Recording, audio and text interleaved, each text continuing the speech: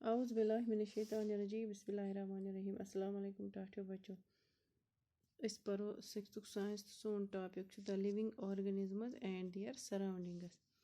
यम जन living organisms छ आसान जानदार जूदार चीज छ आसान ऑर्गेनिजम्स छ आसान बे तिहुंद ओंद पोक. Let us collect your ideas and remember the objectives during a picnic or a trip you have seen. You might have come across a river or a pond, a forest or a mountain. You might have seen many trees on the mountains, pines and deodars, very different from the ones near your home on the plains. You might have come across a river or a pond and see many objects, animals quite different from your locality, and you would be struck on seeing the different places, some cold places and some hot places, and animals and plants of various kinds. दबा अगर picnic गमत करो सह recall करो याद पावो सह trip कोर्मुत करो तम रिकलेक्ट तम ideas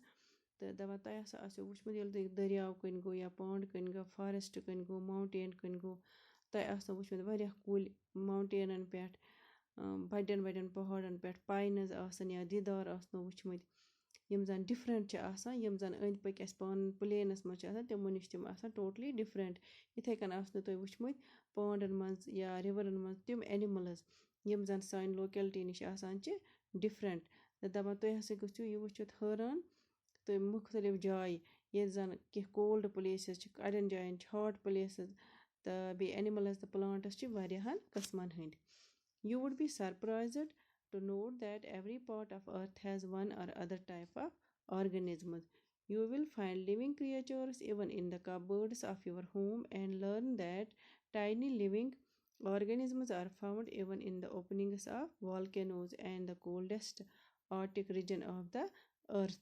So you conclude that living organisms of one locality are entirely different from other locality. दपा तुम हसा गो वुचित तुम करो तुम हैरान गो तुम नोट कर कि अर्थस सन जमीन अत यम जन वारिया पार्ट्स अत मज हिही या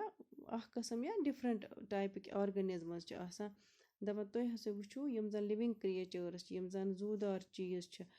कुन सात वुचो तुम पन्न कबर्डन मज अलमारियन मज ते वुचो तुम यम लकट लकट यम जूदार चीज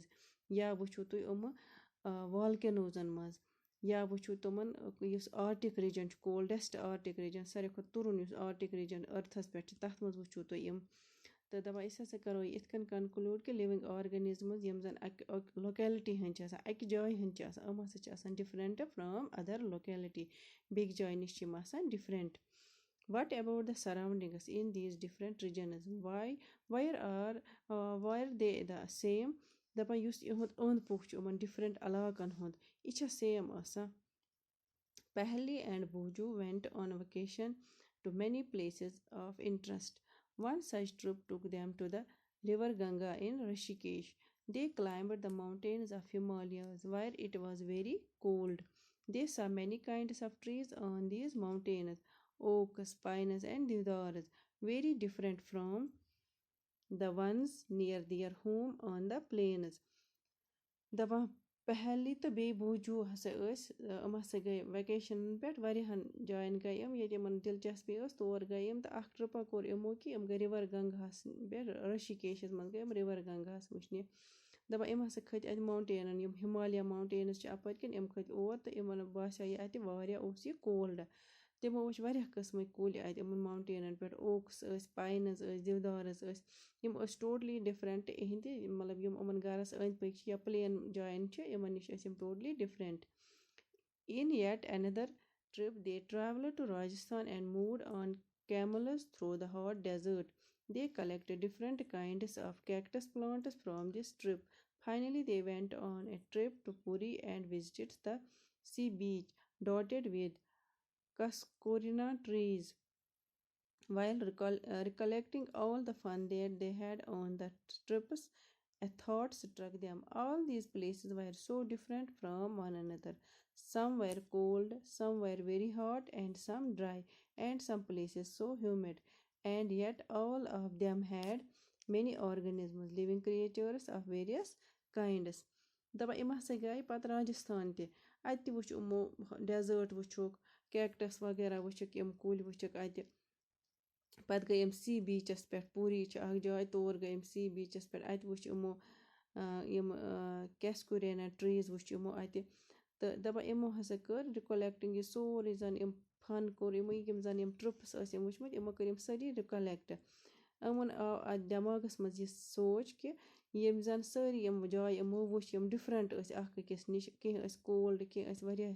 ہاٹ کیٚنٛہہ جایہِ آسہٕ گرم کُنہِ جایہِ ٲس خۄشکی کُنہِ جایہِ ٲس نمی اَتھ منٛز تہٕ دَپان یِم سٲری ہسا یِم سٲری آرگٔنِزمٕز اَتہِ ٲسۍ لِوِنٛگ کِرٛییچٲرٕس ٲسۍ یِم تہِ ہسا ٲسۍ ڈِفرَنٛٹ قٕسمَن ہٕنٛدۍ they try to think of a place on earth where there may not be any living creatures. Buju thought of places near his home inside the house. He tired the he tired the cupboards. He had thought that they may not be any living organisms here, but he found one tiny spider in the cupboard. دَپان یِم ہسا تھٔکۍ یہِ سوٗنٛچ کہِ أرتھَس پٮ۪ٹھ آسیا کانٛہہ جاے ییٚتہِ نہٕ لِوِنٛگ کِرٛییچَر آسَن کِہیٖنۍ جاندار چیٖز آسَن کِہیٖنۍ دَپان بوٗجوٗ ہسا